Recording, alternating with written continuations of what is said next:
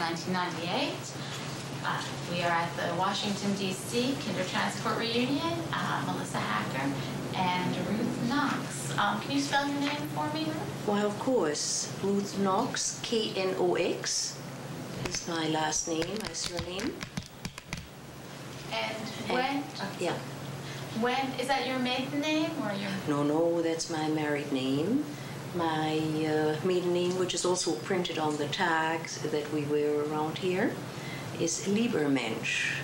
And how would you spell that? Perhaps a little difficult for you, but not as bad as it sounds. It's actually lovely person. That's what the translation is. Liebermensch. So that is my family name. And about the only thing that I ever regretted in entering into a marriage, losing that maiden name.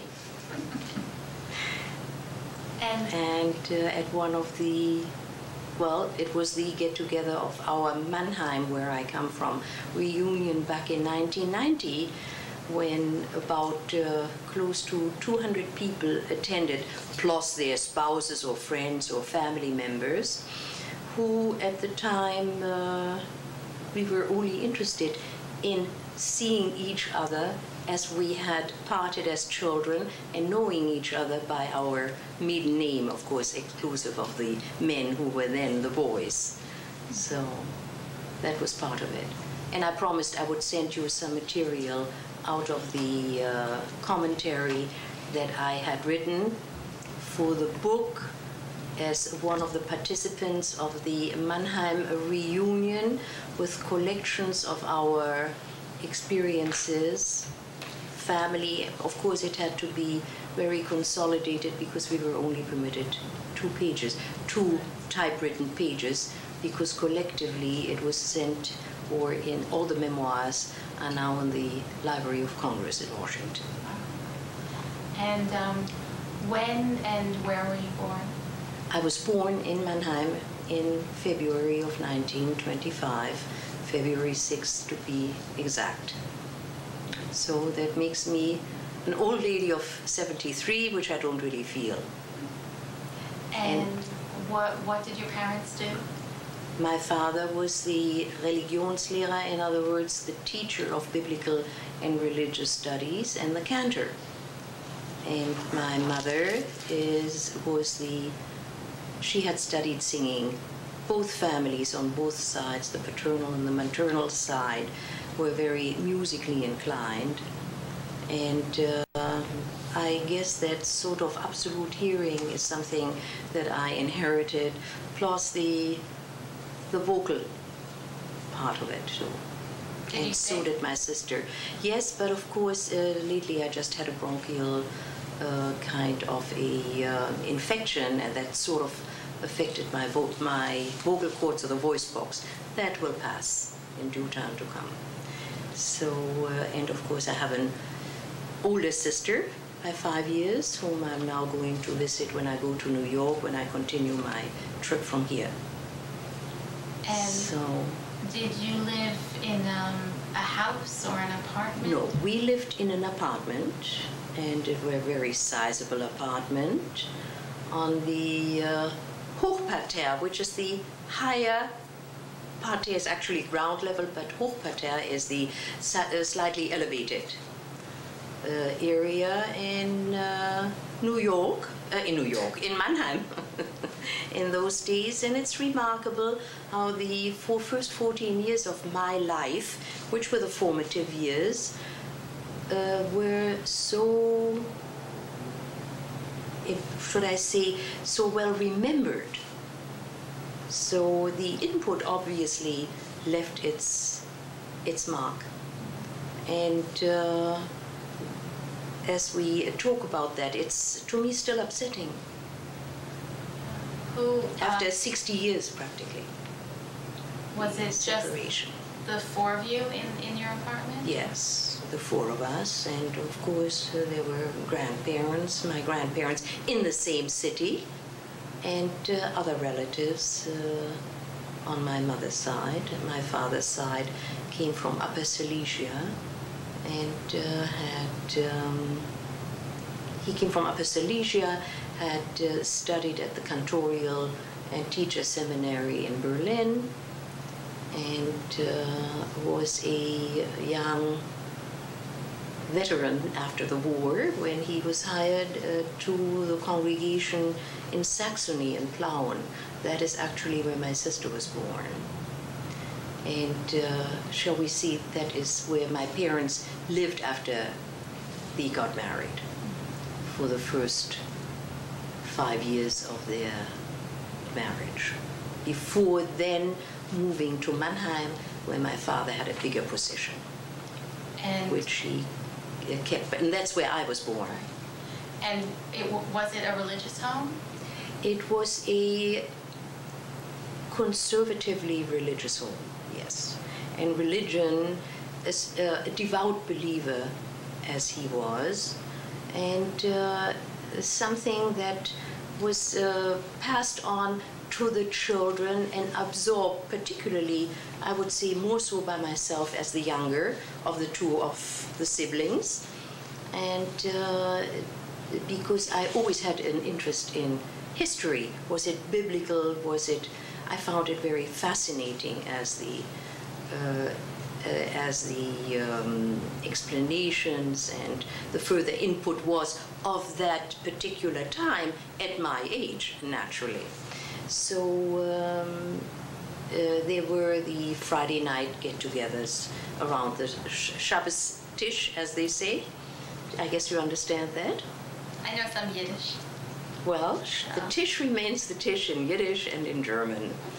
And the singing of Semirot, which was then called the Semiras, because it was the Ashkenazi rather than the Sephardic pronunciation of the Hebrew language. And my father spoke Hebrew quite well, not only what you read in the Tefillah or what he taught, but as it went along for the studies of conversational. You must remember we're talking about times when the Zionism started or flared up tremendously, and the desire, as I remember as an 8-year-old when Hitler came into power, that the pursuit to go to Palestine or whatever would open, but actually the idealism for Zionism and the defense of what was then described as the home, the future home of Jews, and its rescue. That's what it entailed, you see. And of course, as time went on, my goodness, there are so many incidents that one can speak about that I remember under the normal. I remember the day when the proclamation came that Hitler came into power. It was on a Tuesday afternoon, January 30th, 1933, and it was very alarming. How old was I in 1933? So I was just before my 8th birthday, and seeing and sensing the excitement that and the upset that it caused politically, and it changed the entire method of living, because the immediate fear that entered, the protection that came, that followed, and I'm always focusing not on myself, because you continued going to school, but the news that came about not only in the newspapers, but to the conferences that my father attended on the local level concerning the Lehrhaus, the Gemeindehaus, which is the congregational meetings, and the teaching at the various high school levels were sort of consolidated, because less time was made available for such studies. And I guess being in the so-called public school system public educational system, whatever was being taught had to be watched very carefully. Of course, this is as I saw it as a child. But life went on as normal as possible. Were you in a mixed school or a Jewish school? The Jewish school only came in 1930, I believe it was 1937, when the law decree came that all students have to leave public school. High school at the time, I was just past my sexta, in other words, in the going into the 7th grade, this quinta, and equally as much with the discharge of the teachers across the board were discharged. However, this entire group of teachers within the city of Mannheim of Jews, not only Jewish background, of Jews, there was the Jewish school, which was developed as a result of the educational aspect of the Jewish community. And so we had very good teachers in all directions, and with the teachers who had been discharged. From mathematics to history, to biblical studies, to religion, and that's what it was. Mannheim was known also as a center of very good musicians, not professionals, but amateur professions, amateur participants. And there was the Jewish orchestra that had been formed by the Kulturbund, that is the cultural center. And in fact, that was the Jüdische Kulturbund, which is the Jewish cultural center nationally throughout Germany. And those that were professionals on the stage started to tour throughout the country.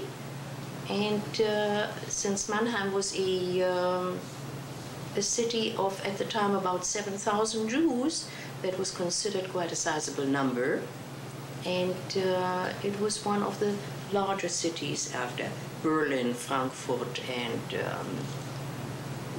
should I say maybe Breslau, a few other communities that may have had a larger Jewish community. And I enjoyed going to rehearsals, you know, where my father was the violinist. There were one of the composers was the first cantor of our congregation, the late Hugo Adler, who composed a wonderful musical work which is in circulation here, Licht und Volk, the light and the light of the Jewish people, basically, where my mother was one of the soloists. And well, these were very enjoyable times. They were the times of birthday parties, because I always enjoyed birthday, dragging along with my older sister and her friends, taking lessons in tap dancing and what is now called aerobics. And don't forget, we all grew up on a bicycle. That was our means of transportation. And a car we did not have. Very few people did, because even on the weekend or Sunday excursions to nearby Heidelberg, there was the electric operational tram. Sort of tram, yes, and that provided the transportation. And there we would be picnicking, and that also not only happened with the parents, that also happened through the Bund Association with the Habonim, Hashomer HaTzair, and the development in those days, the projection towards going to Palestine and the awakening of the hopeful exit out of Germany. So were your parents active in any particular Zionist movement, or? My parents were less, but they encouraged us. And They encouraged us, meaning my sister and myself. And there were these younger leaders that came from different parts of the countries, even along the borders from Czechoslovakia and so on. Suddenly, all of these countries more or less joined from the aspect of the Jewish communities. You understand? And so the activity was the awakening, how we would see it under the British mandate and what is expected of us. And however, destiny took another turn, and the time eventually came in 1939, or shall we say first, before the Kindertransport, there came as more laws were decreed, there came, first of all, the discharge from the public schools, and there was a narrowing. The participations on the outside became more and more limited.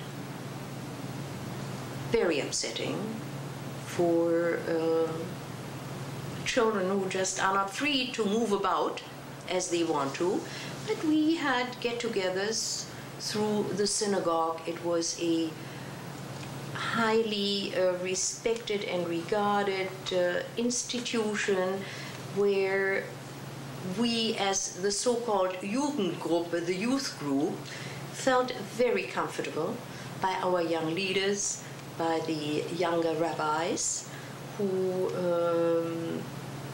were interested in awakening the directions towards, hopefully, Palestine. And I use that term because at the time it was Palestine before the creation of the state. Right. When you talk about children not being free, did you notice things like to move around, that you couldn't go to parks or movie theaters? Well, that came later. You could go to movie theaters for the first 2-3 years, but in those days, you were not a frequent moviegoer. If you went 3 times a year, you had the movies.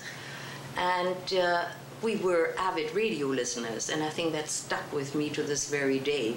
I need very little television, but I do need the sound of music and the sound of talk. And so that became difficult.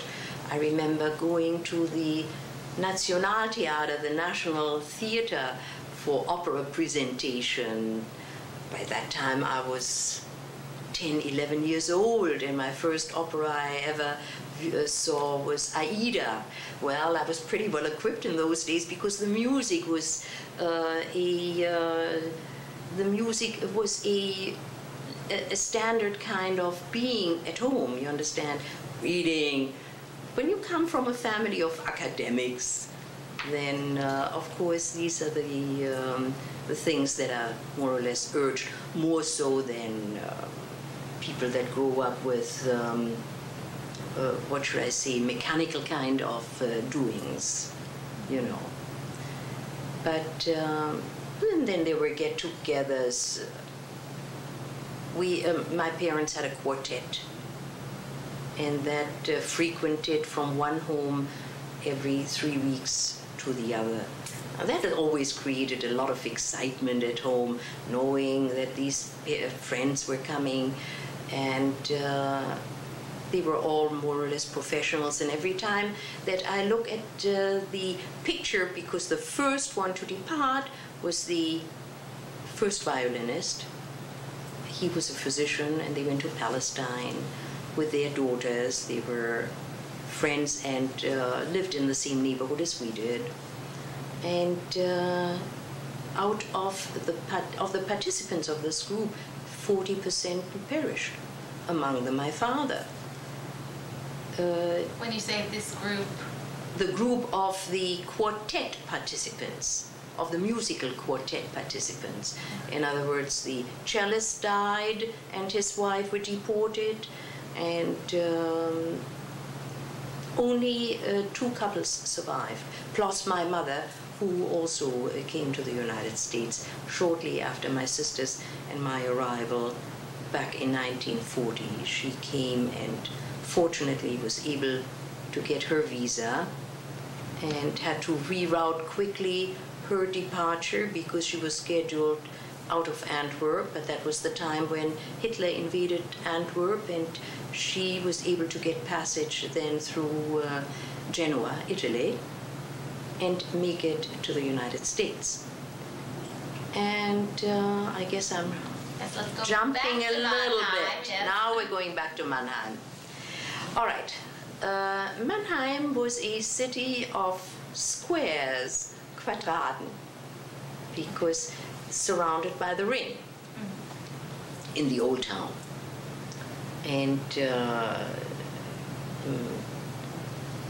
there are, with lots of parks, so, on river, with rivers, the River Rhine, the River Neckar. I mean, that's just the geographical explanation.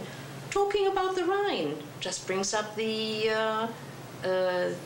memory of, there were these bath institutions, or swimming bath institution, when by 1936 the signs appeared, Im deutschen Rhein kein jüdisches Schwein, which translates in the German River Rhine, no Jewish swine permitted. I mean, this is a very morbid kind of a translation. However, it is these were the humiliations that you dealt with, plus the fact in schools. By that time, my compatriots or peers were girls then by the age of 10 or so on that joined the Hitler BDM, Bund Deutsch-Jüdischer Mädchen, which was the group of German girls. And, you know, a child is easily influenced and sees the ill effects of, or shall we say, will follow in the path to which they are raised and so on. However, there was joy at home. Naturally, our upbringing was not as liberated or as liberal as it was. You respected your parents. You looked up to them. Where my mother could give us an easier slap, my father was much more the type who would reason. Now, why did you have to do that?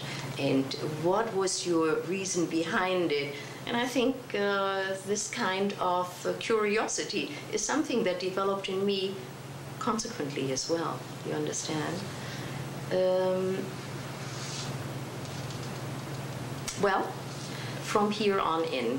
Well, in the late 30s, as things got worse, did your parents make attempts or Well, plan or yes, think of course. There were heavy correspondence in all directions to secure very possibly affidavits from the United States, which finally came as we had urged, for example, my uncle, my mother's brother, who had left in 1937, to contact the respective affidavit givers, providers, and no one ever saw the real need outside of Germany what was going on, and things were going in very slow motion and slow pace. So, for example, there is an incident that was undescribably upsetting when, as the family on my mother's side, her brother and family left, and we wanted to go secure some funds out of the country. So consequently, my father bought 2 Leicas and 1 other camera, because they were the kind of cameras that were very much in demand in America and easy to sell and thereby get a few pennies. However, to avoid any difficulty, because you were being watched already as monies were being spent in and out of the country, he went to Heidelberg to shop. Well, it was a month or two later, after the departure of my uncle and his family, when there's a call from the Gestapo, who came unannounced. And Herr Liebermensch, yes, and they were two men, they were ushered in. I will never forget that. And it was a very lengthy, upsetting questioning. They could have taken him right there and then. Why did you buy? And you have to be prepared at the moment during these, what should I say, it's like not an interview, it's just like being confronted with the facts. Why did you did you purchase? Yes. What is the purpose? Where are these cameras? And where did you, from which account did you withdraw the monies? Anyway, he twisted and turned and was able to get out of it free after a lengthy discussion. I remember it so vividly because my cousins were visiting from Hanover at the time, visiting to bid us goodbye because they were getting ready to leave Germany for the United States. And there was always that inner fear of losing the father. Naturally, the pressure was always greater on the male than on the female. And anyhow, he was able to survive with, what should I say, with flying colors. As 1938 approaches, and we are in 1938, then there were not only certain curfews, but you could not shop as freely as you did. You need to have other stores to give you some supply, because the supply was never as much in abundance as it is here. And the night of November 9th to 10th, we get an early 6 o'clock telephone call from my grandparents. Come, the synagogue is aflame. We don't, and my grandparents, having been connected professionally, my grandfather, I should say, with the Hauptsynagoge in Mannheim, lived in the building adjacent to the synagogue, and at that age he was retired and was in his early 70s, and in a dash my father and I practically flew out the door to come to their rescue. It was about a 10-minute walk, and we saw exactly what was going on there. He even tried to save some of his musical notes and so on, but you couldn't get into that. It was absolutely aflame. So we picked them up and walked home. By that time, my mother, very anxiously awaiting us, had prepared some breakfast. And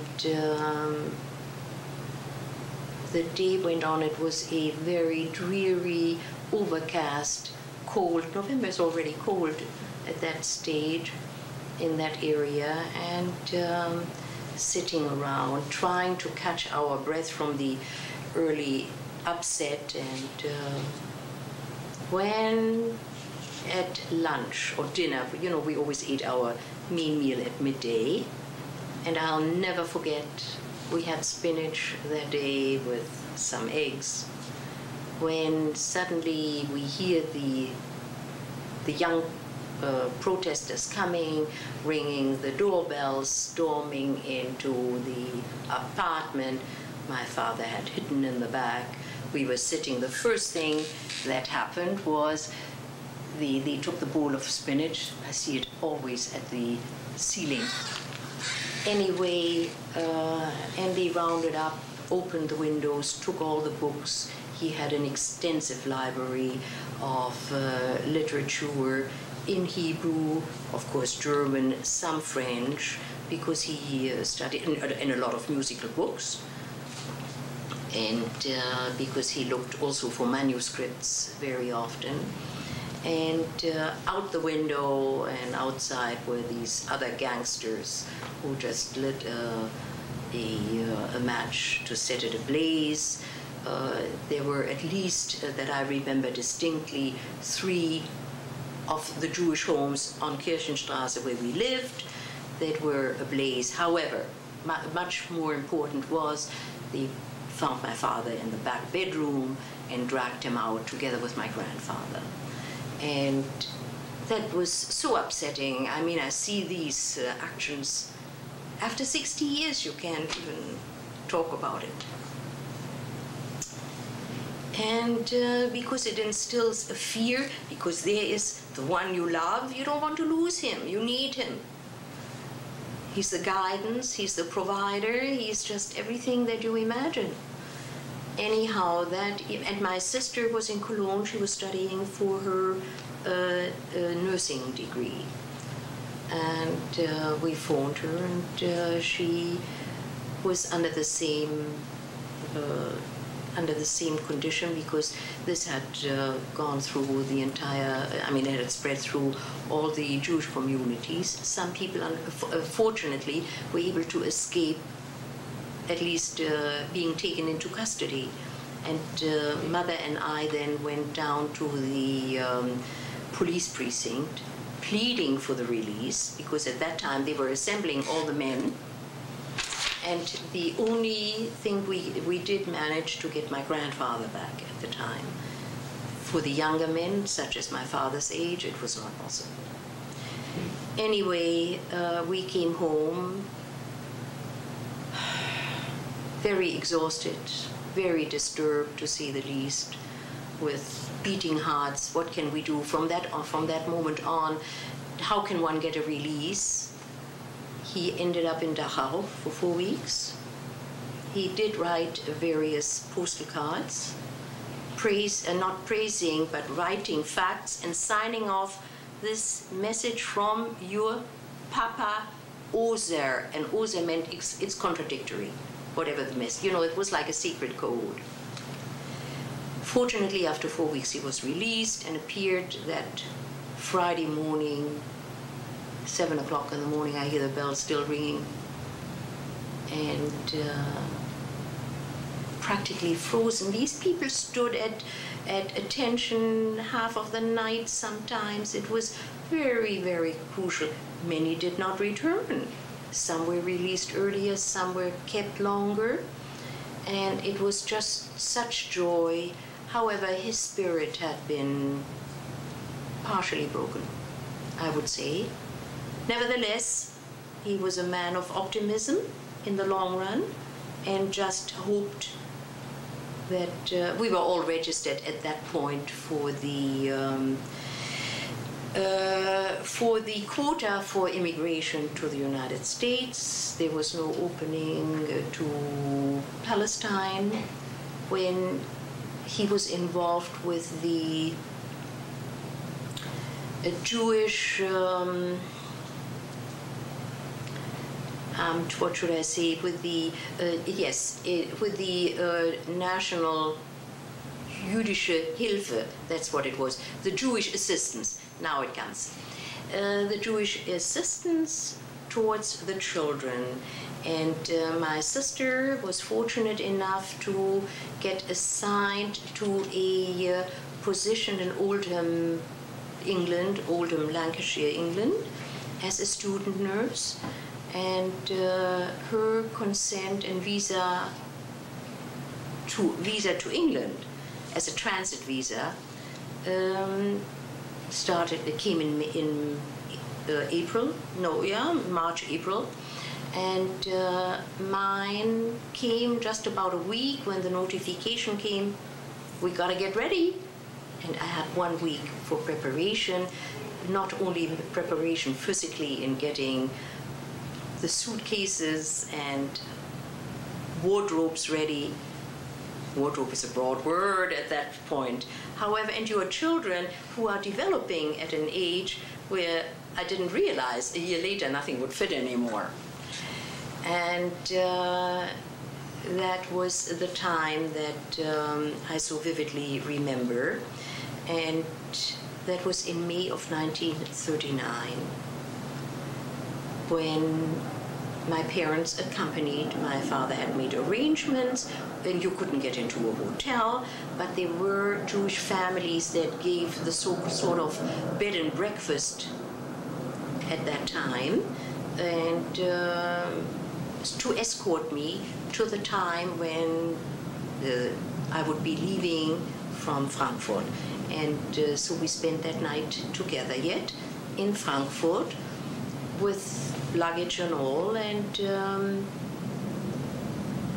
conversation on these bases remained. I remember, for example, it was probably a day or two before my departure or our trip to Frankfurt, when my father, at the time, I was 14 years old, took me on a walk, and he explained how people in general are, as I will recover, especially as he thought, a young, attractive girl has to be exceptionally careful when a young fellow will approach her, and how my attitude should be, and I should not let my heart just carry myself away or me away, and how to approach two people with whom I will be living, the family that had agreed to take me in, a Jewish family in Leeds, but of course all of this was very difficult to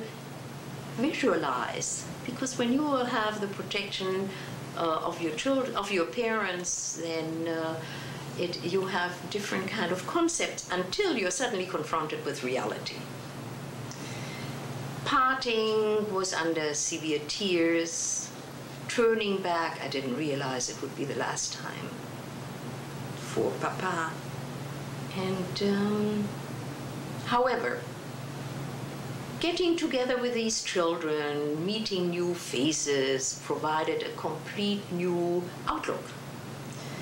And eager to not to be a burden to anyone.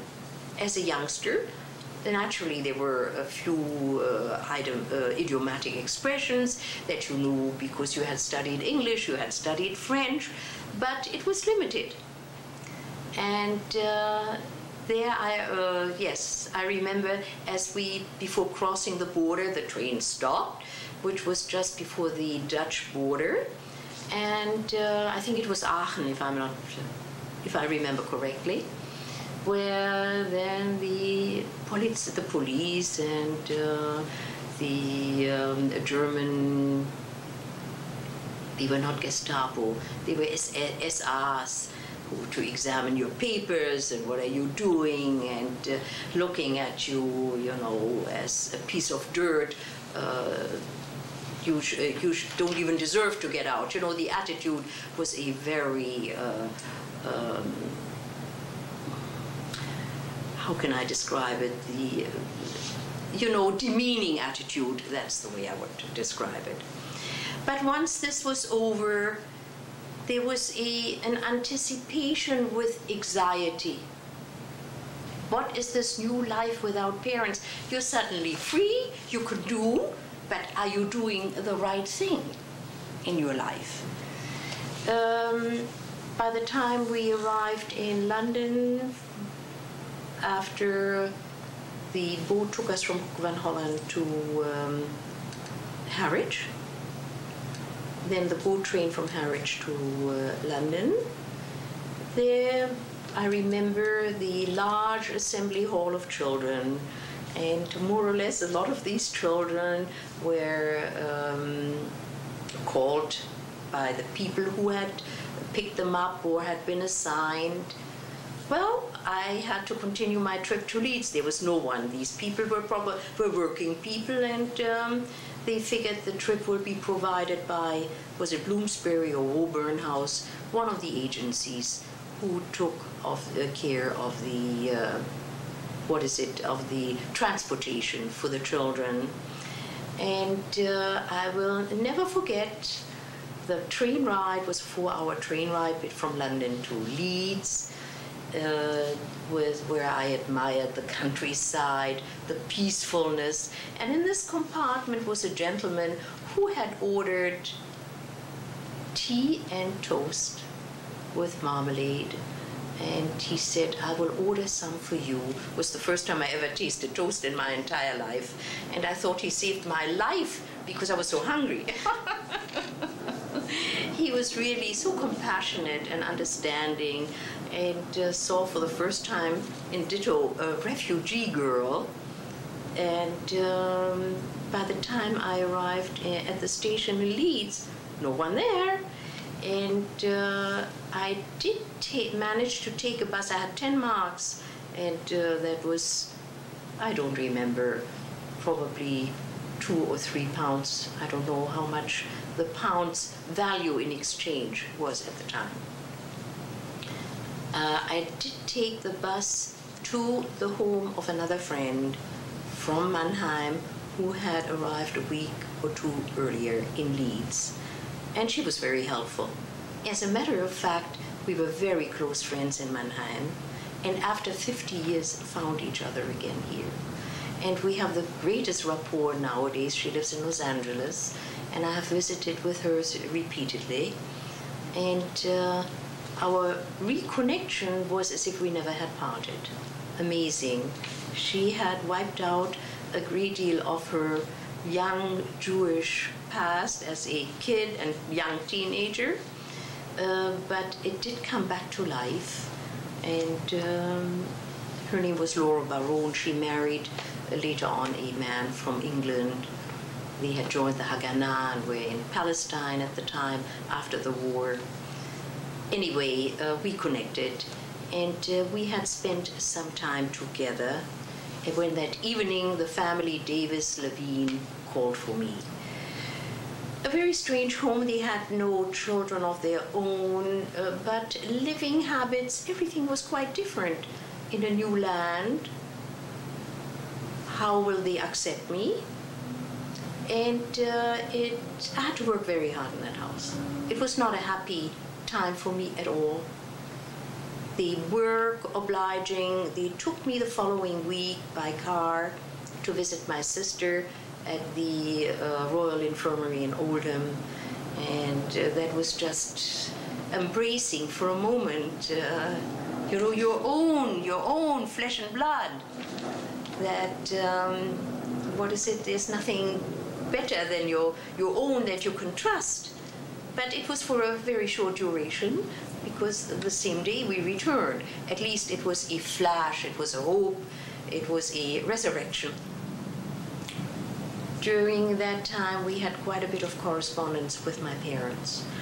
And my father, being the pedagogue that he was, always sent the so-called, what was then called the questionnaire, Fragebogen,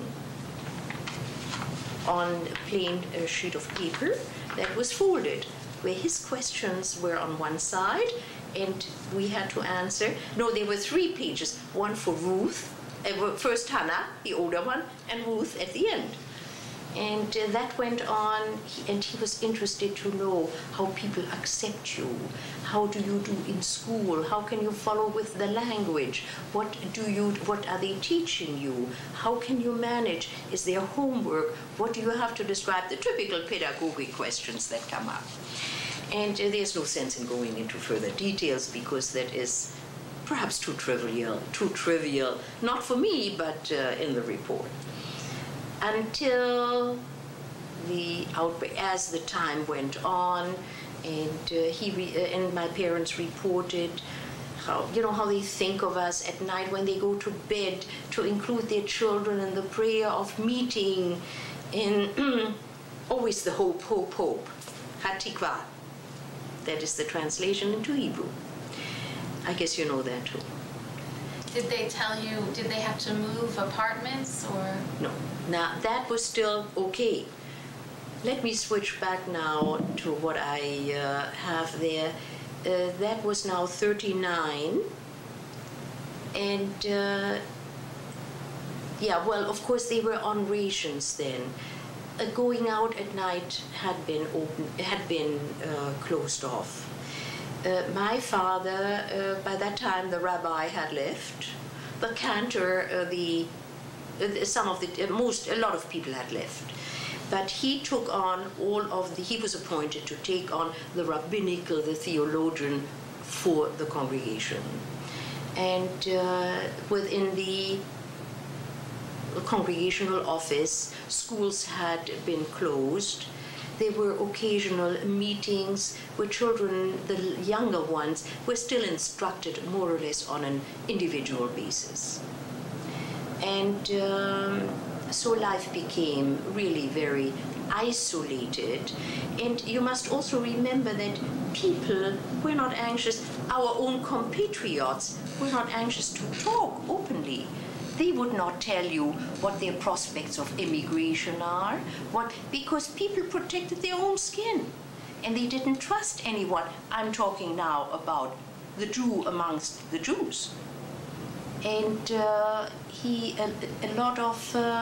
carried a lot of responsibility in visiting people who died, people who took ill.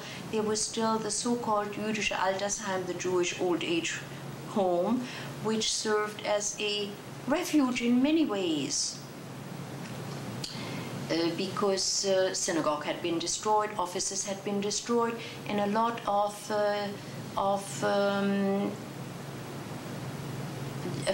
actions and business was transacted through the offices at the Jewish home for the aged, which served as a hospital as well. Anyway, so after that, I don't know all that much that happened, only based on the